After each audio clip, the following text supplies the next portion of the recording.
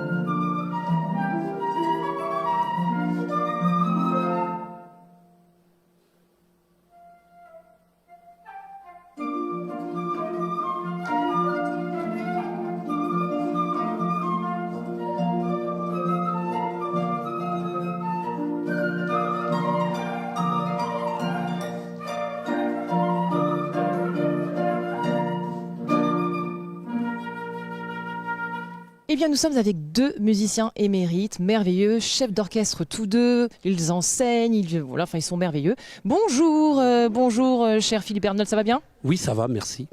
Bonjour Sylvain Blassol. Bonjour. Alors, moi, ce que j'ai envie de vous poser comme question tout d'abord, c'est pourquoi, c'est pas la première fois que vous participez à cette fameuse folle journée, n'est-ce pas? Alors, qu'est-ce qui vous plaît dans le fait de participer à cette journée? Est-ce que c'est une manière d'amener de la musique de qualité en ruralité, par exemple?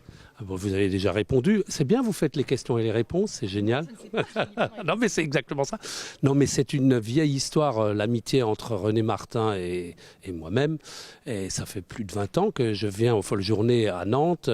Donc il y a un peu plus de 20 ans, puisqu'on fête les 20 ans en région. Et en effet, le fait de se retrouver au contact de plein de publics. De toute façon, si vous voulez, il y a quelque chose en moi de moteur, c'est de faire partager une passion.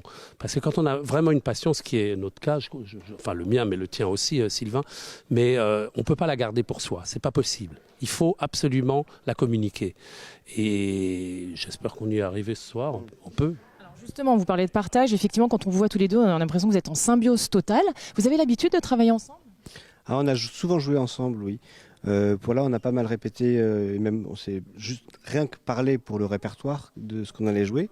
Mais oui, on a joué pas mal dans le passé. On a fait plusieurs concertos de Mozart. On a même joué ici aussi aux Folles Journées aussi quelquefois. Oui. On prend toujours plaisir à jouer ensemble. Ouais. Alors, je me suis laissé dire que vous aviez deux flûtes, vous, l'une en bois et l'autre en or, paraît-il. Alors, est-ce que vous choisissez la flûte en fonction du répertoire que vous allez jouer? Écoutez, là, je suis au regret de vous informer qu'on m'a volé ma flûte en bois. Donc, oui, absolument. Donc, je n'en ai plus qu'une. Mais avant, en effet, selon les répertoires, mais là, sur un répertoire comme ça, qui est donc essentiellement 19e et 20e siècle, j'aurais gardé ma flûte en métal. Qui est d'ailleurs en or, je le dis, soit dit en passant. Même question, même punition, Sylvain. Est-ce que vous, pareil, vous changez de harpe? D'ailleurs, votre harpe, c'est une harpe classique? Oui, enfin, c'est une harpe assez récente. C'est ce qu'on appelle une grande harpe. C'est une harpe à pédales. C'est un mécanisme qui sert pour, non pas comme le piano à faire des résonances, mais qui sert à faire en gros les altérations, quoi. Et alors moi j'ai beaucoup de harpes anciennes, j'adore ça. J'en ai une trentaine au moins. Ah oui, même. Et vous jouez avec chacune d'entre elles? Oui, enfin selon ce que je dois jouer. Mais ici ce soir on a joué un répertoire qui était très varié, qui prenait différentes époques. Et l'idée, c'est de trouver une harpe sur laquelle on peut tout jouer. Donc, c'est-à-dire une harpe polyvalente. Et il me semble que c'est comme ta flûte aussi, pareil. C'est des instruments qui permettent de tout jouer bien. Alors, évidemment, il y a des instruments qui sont probablement plus adaptés pour tel type de répertoire.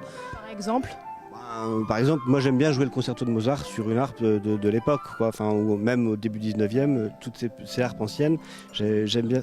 Oui, elles sont vraiment très différentes. Et puis même aussi au niveau des cordes, c'est pas le même toucher, c'est pas le même appui, c'est pas le même écart entre les cordes. Enfin, il y a plein de. C'est comme une voiture moderne, si vous voulez, et puis une vieille voiture qui aurait 60 ans aujourd'hui, quoi. C'est pas tout à fait le même confort moderne en quelque sorte. Vous avez parlé du répertoire que vous avez choisi de concert. Alors du coup, on est passé de quel musicien à quel musicien? Le thème, c'est la nuit. Donc, effectivement, la musique, elle est remplie de sérénades et de nocturnes. Mais en fait, c'est ce que j'expliquais tout à l'heure. Les nocturnes de Fauré, de Chopin, toutes ces partitions-là, elles ont quelque chose de poétique et de doux. Mais en même temps, moi, je pense que c'est des partitions qui veulent aussi dire à être jouées le soir, au coin du feu. Il y a quelque chose de paisible. Et ça n'a évidemment pas du tout vocation à endormir les gens. Heureusement, d'ailleurs. Et alors, donc, on a d'abord joué en première partie 4 partitions comme ça, un peu de cette nature. Et puis, par contre, après, les 3 dernières, elles avaient quelque chose de plus concret avec la nuit, puisqu'elles la décrivaient pour le coup. Donc, une pièce d'Éric Satie, donc cet excentrique génial que Debussy adorait. Ensuite, tout à fait. Alors, lui, c'est une description des étoiles, à sa façon, hein, bien sûr. Et la deuxième partition, c'était une partition d'un Danois qui s'appelle Nielsen, mais qui a vécu à peu près au même moment. Alors ça, c'était juste parce que le titre de cette musique s'appelle Le brouillard se lève. Donc là, effectivement, on est à la fin de la nuit.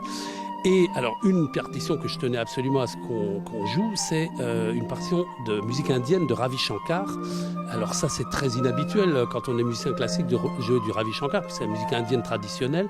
Mais il se trouve que Shankar, qui avait rencontré mon maître Jean-Pierre Rampal, lui a dédié une partition, lui a écrit, je ne sais pas si c'est lui qui l'a fait ou un élève, parce que quand même de la musique de tradition orale, etc., traditionnelle indienne, pour qu'elle se retrouve sur une partition avec une portée, etc., je connais pas assez l'histoire de cette pièce. Mais en tout cas, pour nous, elle a l'énorme avantage avec des instruments modernes, avec une culture classique, totalement classique, ultra classique, de jouer de la musique dont on est très très très éloigné et que je suis sûr un Indien entendrait, il trouverait ça absolument atroce. C'est peut-être comme si un Indien se mettait à jouer des valses de Vienne. Pourquoi pas? Et pourquoi pas, oui.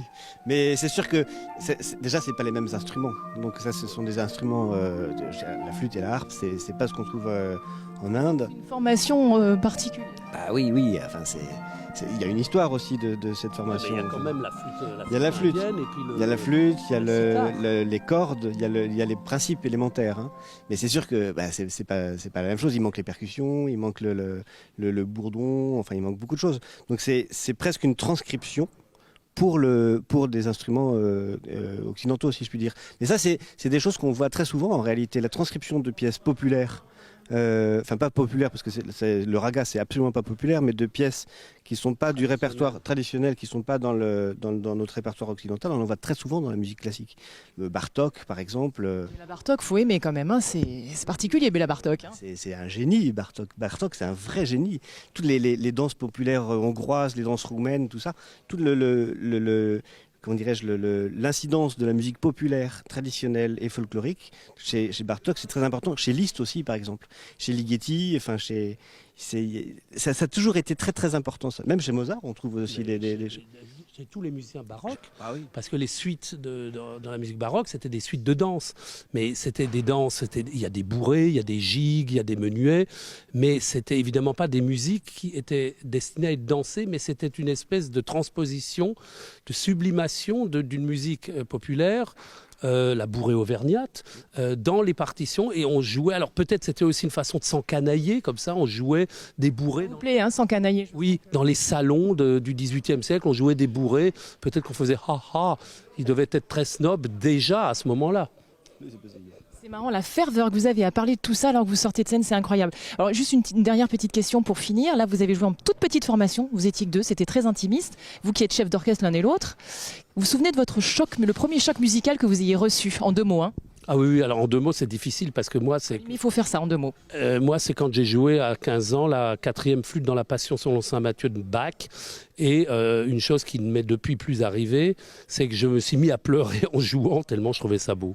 Merveilleux. Et vous? Alors moi, le vrai choc, le premier choc, hein, vous me demandez le premier choc, j'avais 2 ou 3 ans, mes parents m'ont emmené à un concert de flûte de pan et harpe. J'ai dormi tout le concert.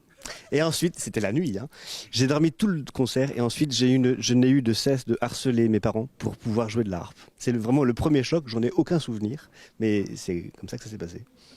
En tout cas, merci messieurs. Et puis je vous souhaite plein de belles choses. L'émission est déjà terminée pour nous, donc je vous donne rendez-vous la semaine prochaine pour de nouvelles aventures. Et en attendant, prenez bien soin de vous. Salut!